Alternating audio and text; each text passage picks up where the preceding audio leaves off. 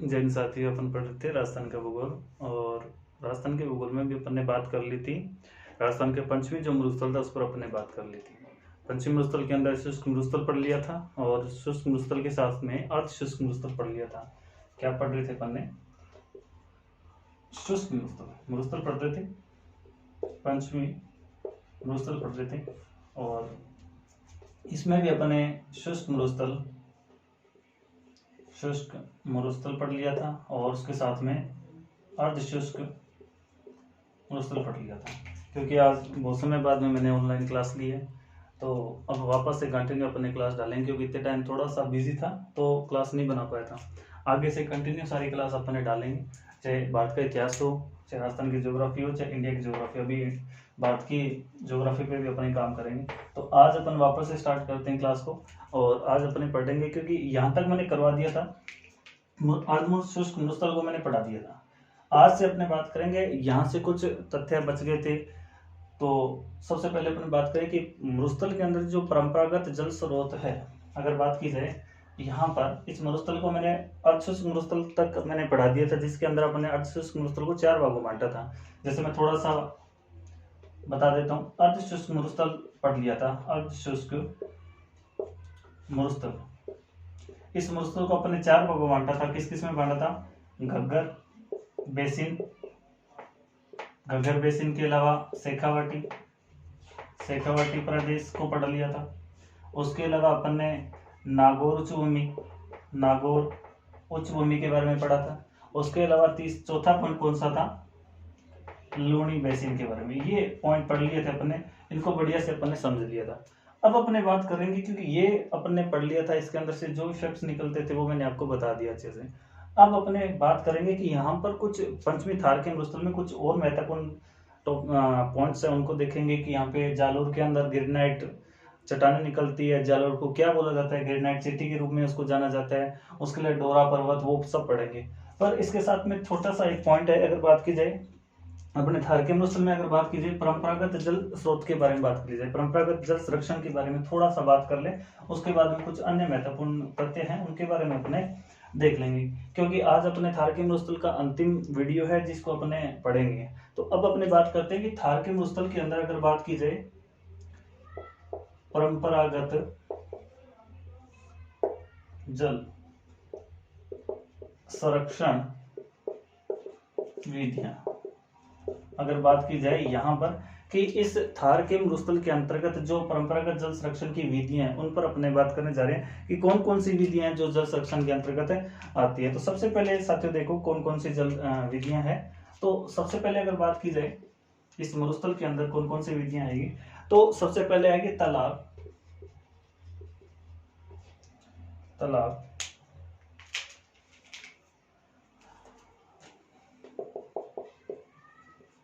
कुआ, नाडा, नाडी, टोबा,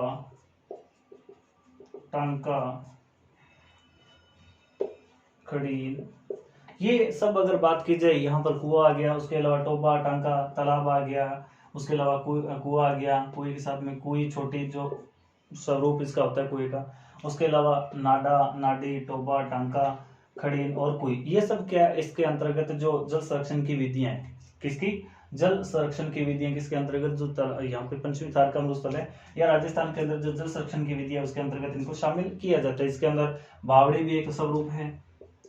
बावड़ी की अगर बात की जाए तो बावड़ी भी एक जल संरक्षण की एक विधि के रूप में इसको जाना जाता है। तो ये सब आपको ध्यान रखना है कि थार के मरुस्थल में तालाब, कुआ, नाडा, उसके अलावा नाडी, टोबा, टांका, खड़ीन, उसके अलावा कोई और बावड़ी।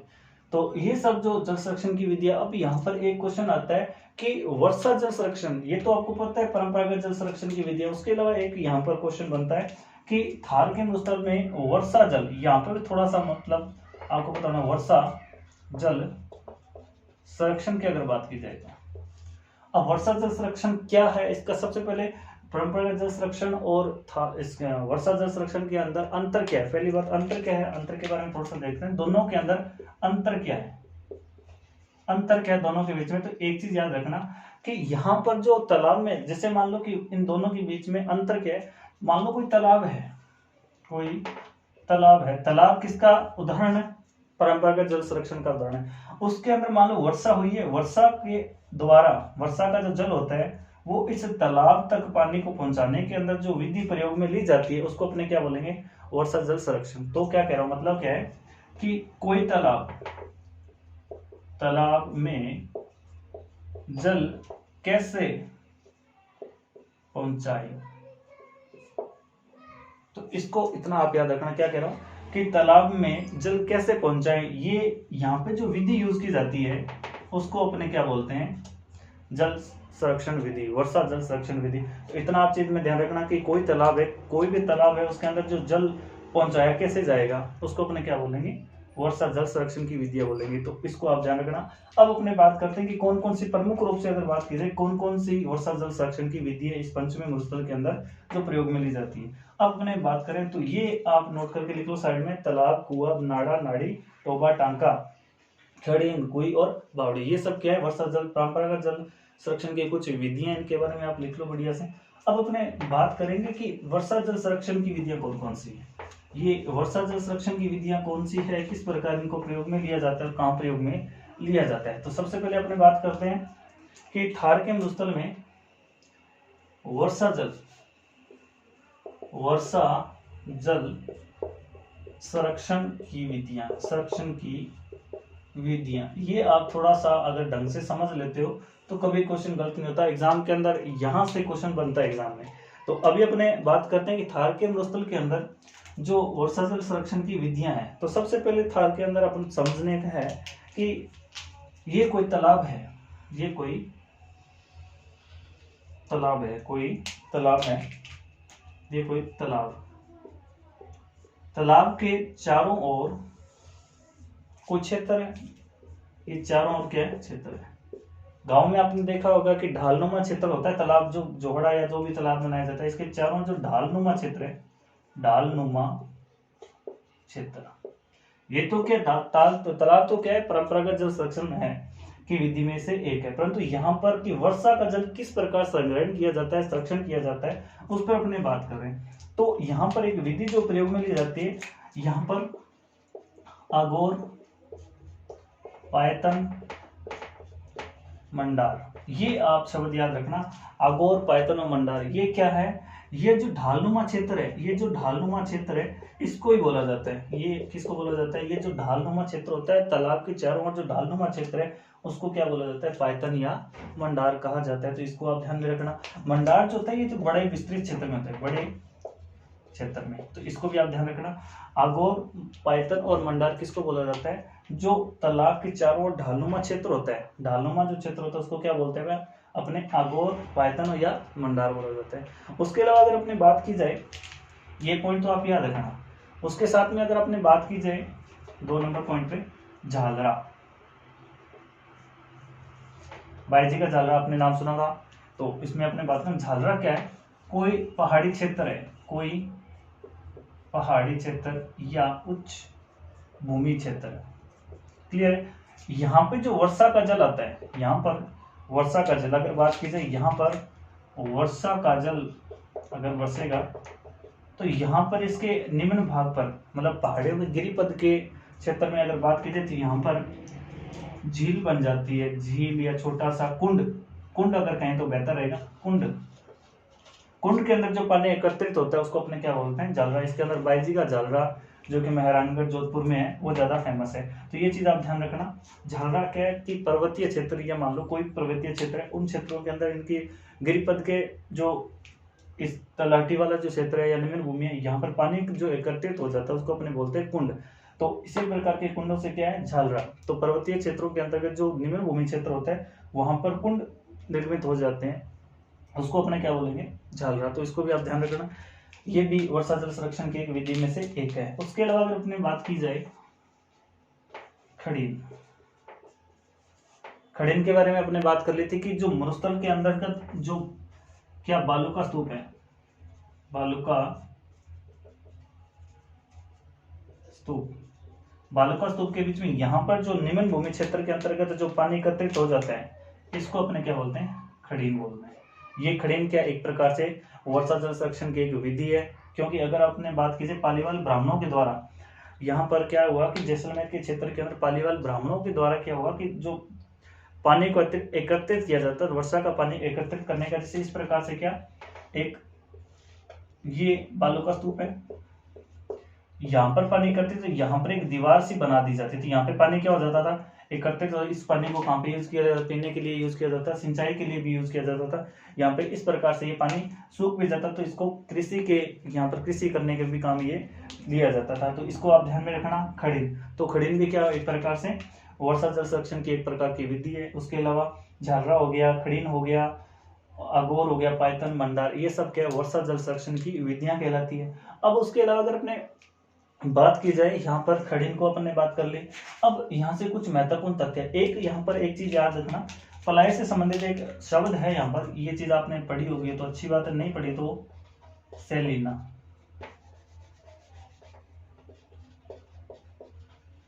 सेलिना, अब आपसे पूछ लिया जाए मेंस में, अगर आप आरएस मेंस की तैयारी कर रहे हो, अब वहां पे पूछ लिया जाए कि सेलिना क्या है।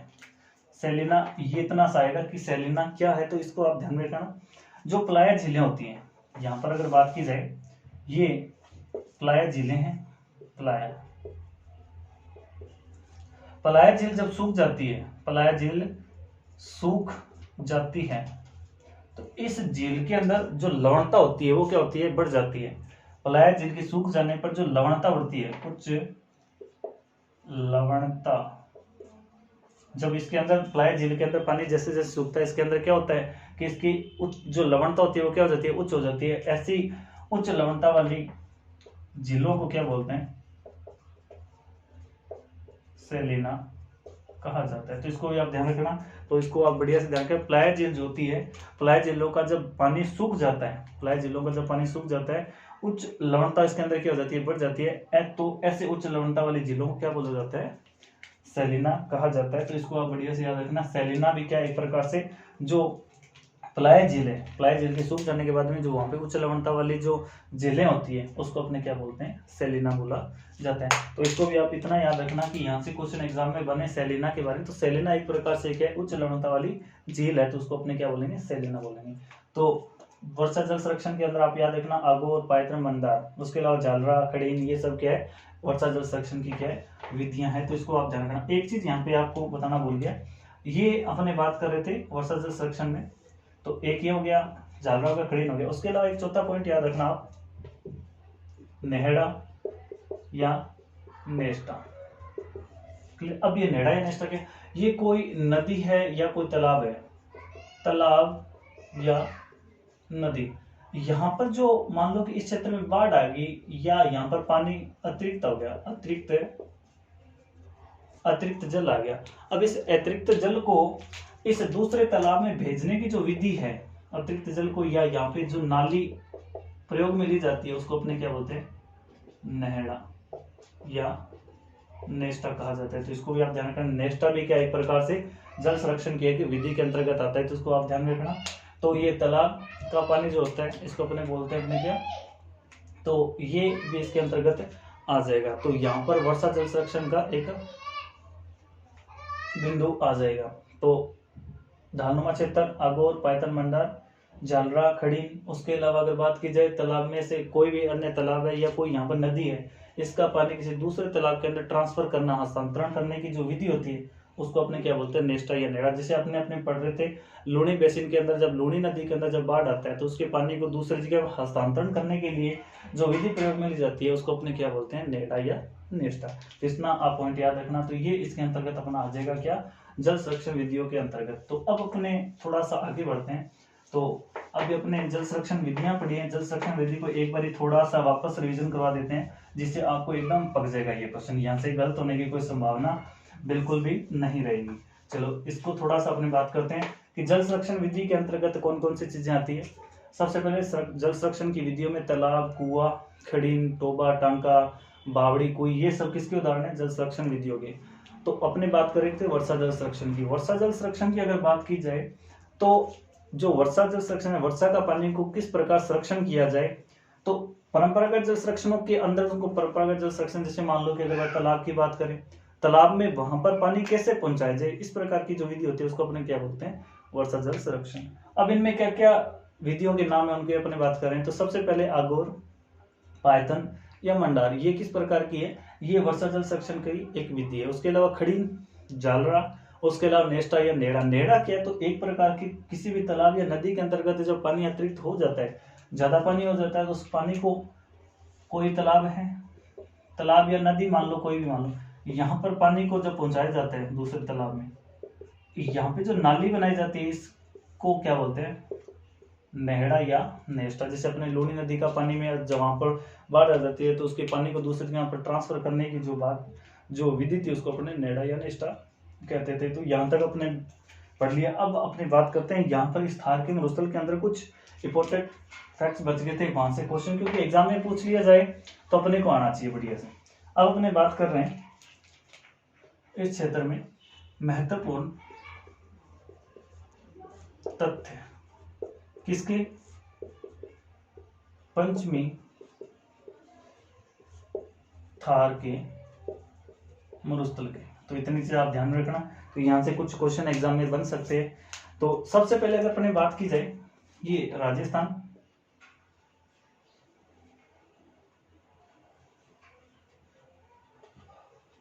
राजस्थान की इस ओर अगर बात की जाए,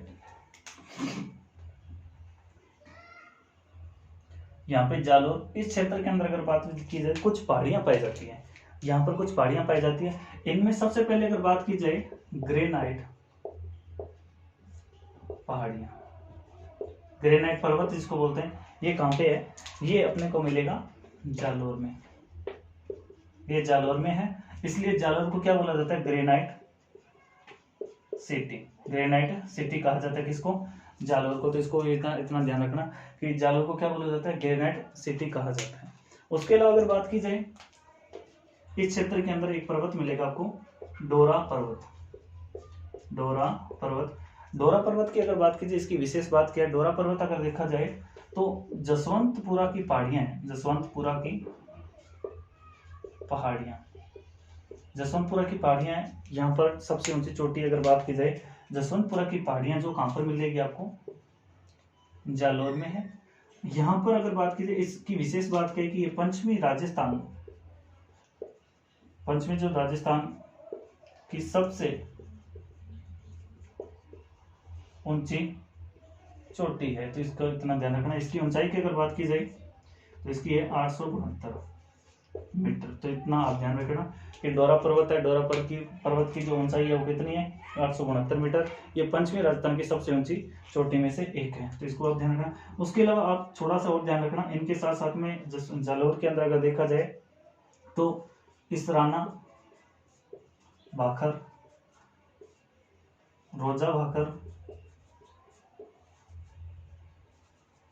उसके अलावा जारोल और एक है सुंदा पर्वत। इन सबको भी आप याद रखना। इनकी अगर ऊंचाई की अगर बात की जाए तो इसकी ऊंचाई की अगर बात की जाए तो 839, ये 750 के आसपास में है, और ये 588 मीटर के आसपास में है, और ये जो है वो 450 मीटर के आसपास में है।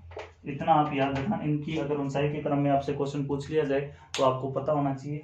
इसराना भाकर की अगर बात की जाए 839 किलोमीटर है। उसके अलावा अगर इसकी बात की रोजा भाकर तो 750 मीटर के आसपास में इसकी है, और झारोल जो है 588 मीटर, और सुंडा पर्वत जो है वो 450 मीटर के आसपास में इसकी ऊंचाई है। तो ये सबसे पहले अपने बात करें ग्रेनाइट सिटी किसको बोला जाता है, जालोर को, क्योंकि यहाँ पे जालोर के अंदर ग्रेनाइट चट्टानों की क्या प्रधानता है। डोरा पर्वत की अगर बात की जाए जसवंतपुरा की पहाड़ियों में ये मिलेगा। ये पंचमी राजस्थान की सबसे ऊंची चोटी है, और इसकी ऊंचाई कितनी है, 869 मीटर।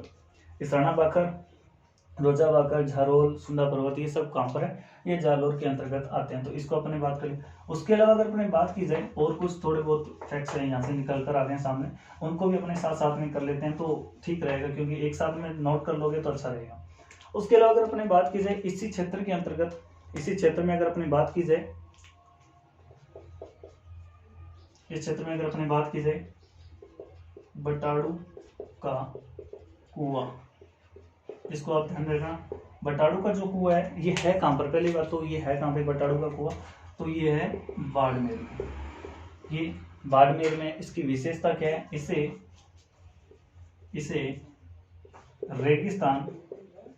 रेगिस्तान का जल महल कहते हैं। तो याद रखना, इसको रेगिस्तान का जल महल कहा जाता है। इसकी अगर बात की जाए किसने निर्माण करवाया था, निर्माण की अगर बात की जाए तो सिणधरी राजा था, शासक गुलाब राय के द्वारा यहाँ पर क्या करवाया गया था, इसका निर्माण करवाया गया था। क्योंकि इस समय अकाल रात जो प्रोग्राम चलाया गया था, क्योंकि राजा इस समय अकाल पड़ा था। तो क्या हुआ कि यहाँ के जो राजा थे उन्होंने जो यहाँ के जनता थी उनको कार्य दिलाने के लिए, और दूसरा यहाँ पर की काम अगर वो कुछ उनको दे रहे हैं, तो इस उपलक्ष्य में उन्होंने क्या किया कि यहाँ पर एक महल का निर्माण करवाया था, जिसको क्या बोला जाता है, बटाड़ू का कुआं। और इसको अपने याद रखना, इसको क्या बोलते हैं, राजस्थान का जल महल बोला जाता है। तो इसको आप इतना याद रखना, बटाड़ू का कुआं क्यों फेमस है, राजस्थान के जल महल के रूप में ये फेमस है। इसका निर्माण किसने किया, सिंधरी राजा था गुलाब राय। तो इसको आप याद रखना, बाड़मेर में अवस्थित है। उसके अलावा एक पॉइंट और यहाँ से याद रखना आप कि इस क्षेत्र में बाक बोल्डर प्लस बादुरा बोल्डर, ये बाक बोल्डर और बादुरा बोल्डर की अगर बात की जाए तो ये जोधपुर में है। ये कहाँ पे है, जोधपुर में है। क्यों फेमस है इसकी भी आप अपनी बात करें, क्यों फेमस है, रीजन क्या है। तो अगर अपनी बात की जाए, ये पर्वतीय क्षेत्र है, ये पर्वत है। ये घटना कब की है, तो ये घटना बता दूं आपको, धरातल है।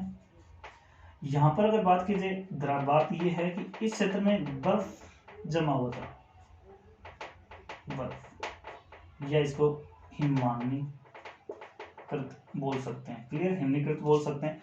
अब क्या हुआ, ये घटना कब की है, तो घटना के बारे में बता दूं, घटना है परमो कार्बोनिफेरस